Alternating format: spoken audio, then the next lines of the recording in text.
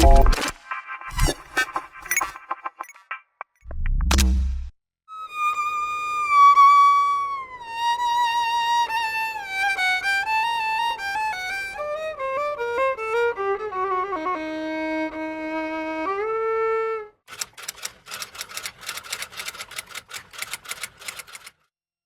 saya Idawati, saya pensyarah di program studi pendidikan seni pertunjukan. Kalau kat Malaysia, seni persembahan lah, di Fakulti Keguruan dan Ilmu Pendidikan Universitas Islam Riau.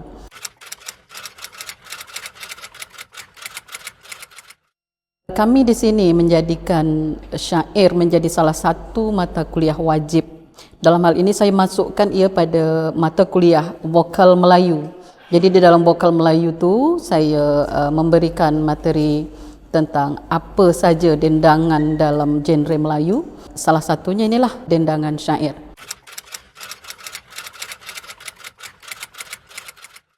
Maksud dan tujuan kami memasukkan dendangan syair dalam satu materi wajib mata kuliah ini adalah pada dendangan syair ni tidak hanya estetika atau keindahan dari sisi dendangannya atau kemolekan lagu-lagunya, tetapi lebih kepada nilai-nilai yang ada di dalam syair itu sendiri.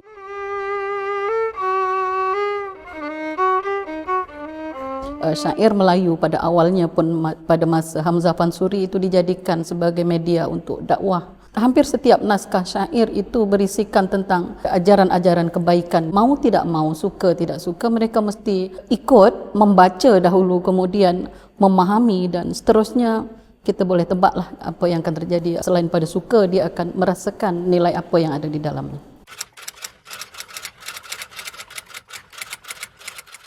Kesan dari mahasiswa. Ya maklumlah, Gen Z sekarang kan, Gen Z, mereka lebih suka kepada sesuatu yang berasal dari barat. Pada kelas ini, saya mewajibkan kepada mereka untuk menafsirkan apa yang awak pahami dari bait-bait yang korang bacalah.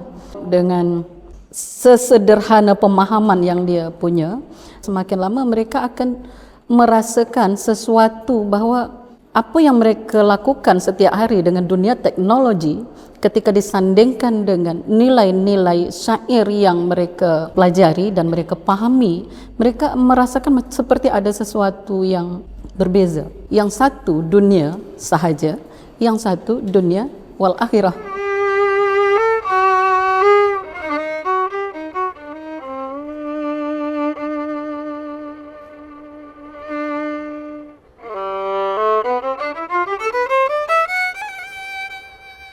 Bagi saya sebagai pensarah, sudah cukup menunjukkan bahawa ini ada potensi untuk menjadi sesuatu yang lebih bermanfaat pada saatnya ketika mereka sudah memahami apa itu hidup, apa itu tantangan hidup.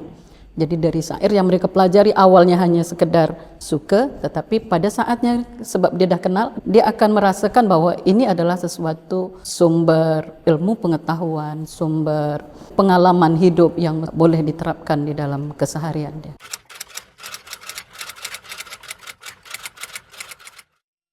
Kaitan antara teranum dengan dendangan syair itu tak dapat dielakkan, sangat kuat. Ketika ia didendangkan dengan vokal Melayu yang sebenarnya, dengan ia sudah menguasai ilmu membaca Al-Quran, artinya ketika dia mendendangkan syair itu tak ada hambatan.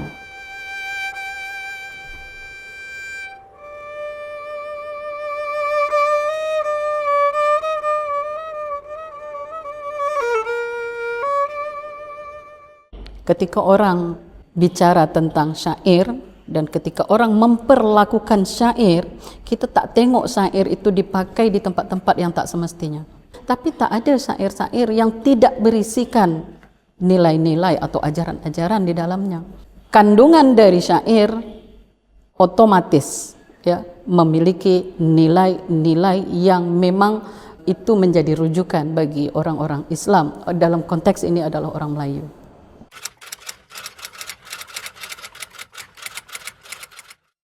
Kita mungkin tak boleh 100% meng-underestimatekan persoalan teknologi. Ketika kita mengawinkan antara syair dengan teknologi, ada hal-hal yang memang boleh kita teknologikan atau dikombainkan, tetapi tentu ada hal-hal yang mesti dikekalkan. Misalnya cengkok lah. Itu saya rasa itu menjadi karakter yang tak boleh dihilangkan. Dia mesti kekal.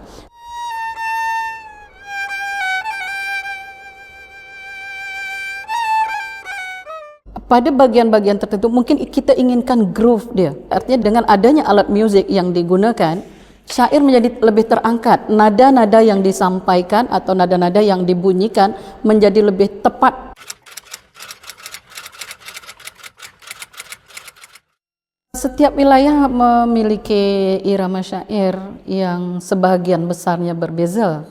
Mungkin ada satu-satu irama yang sama macam irama Selendang Delima. Kemudian adanya perbezaan dari setiap wilayah, etnografi yang berbeza, memiliki antropologi yang berbeza, kebudayaan yang mungkin satu kebudayaan Melayu tetapi setiap sekat-sekat itu memiliki perbezaan.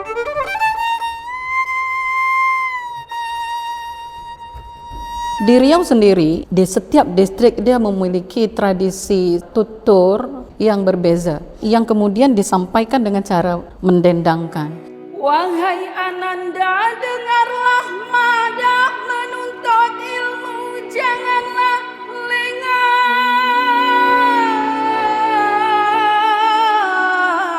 supaya kelak hidup tak susah kepada Allah.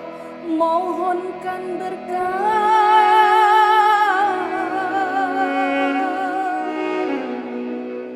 Setiap wilayah berbeza, Kampar, Rokan, Kuantan, dan lain-lain. Itu tidak sama. Kemudian syair masuk dari wilayah pesisir, dari Bengkalis, Meranti, Dumai, memiliki sedikit kesamaan. Tapi ketika dia sudah masuk ke wilayah Riau pedalaman, Riau daratan, itu akan lain. Mereka tidak kenal tradisi bersyair, tetapi kemudian karena syair ini terus diwar-warkan, kemudian dia masuk ke dalam muatan lokal, mata pelajaran di sekolah-sekolah, akhirnya semua belajar syair. Namun mendendangkan syair itu dengan kearifan lokal yang mereka punya.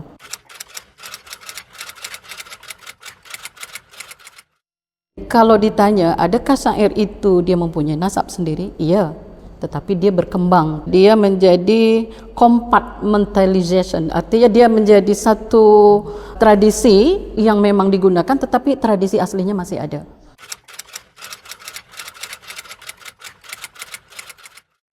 Kalau berapa yang saya kuasai, saya mungkin tak boleh ingat persis. Tapi yang saya ingat, yang pernah saya rekam, itu ada 7. Itulah yang beredar di sekolah-sekolah. Sebetulnya selain daripada itu masih banyak. Terutama dengan perkembangan zaman sekarang, mereka semakin kreatif untuk mengambil irama-irama yang mungkin dia belum pernah dengar digunakan untuk syair.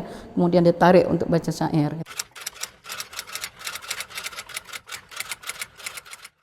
Saya mengapresiasi apa yang dilakukan oleh Bapak Roslan Madon. Ia sebagai pelaku seni concern pada penyelidikan tentang keberadaan dendangan syair di mana saja yang masih ada, bagaimana cara pelestariannya.